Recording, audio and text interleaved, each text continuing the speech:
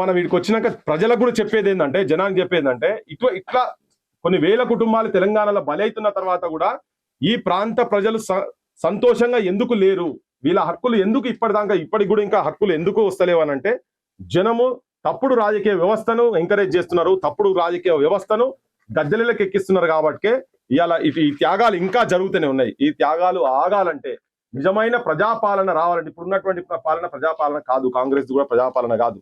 ఇప్పుడున్న రాజకీయ వ్యవస్థకి ఎవరికి కూడా ప్రజల పక్షాన ప్రేమ గాని, ఈ ప్రాంత ఆత్మగౌరవాన్ని రక్షించేటువంటి ఆలోచన ఇప్పుడున్న రాజకీయ పార్టీలకు ఎవరికి లేదు. రేవంత్ రెడ్డి కానీ, అది కేసీఆర్ కానీ, ఇంకా బీజేపీ వాళ్ళు కానీ, ఎవరైనా కానీ. సో ఇది రావాలంటే యువతరంలో ఒక చైతన్యం రావాలి.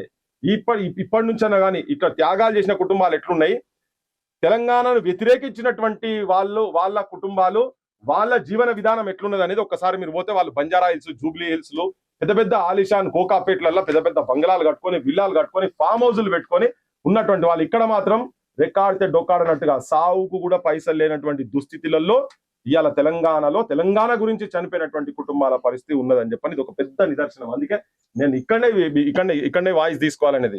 ఈ సాఫ్ చేసి ఇక్కడ పాములు తేలు ఉంటాయి కాబట్టి ఇగో అది కాకుండా పక్కకు వేరే ఒక ప్లాట్ లో అక్కడ సాఫ్ చేసి అక్కడ దహనం అంటే అక్కడ పెట్టి జనం వచ్చి చూసిపోయేటందుకు అక్కడ పెట్టినందుకు ఇది ఒక పెద్ద నిదర్శనం చూపిస్తుంది.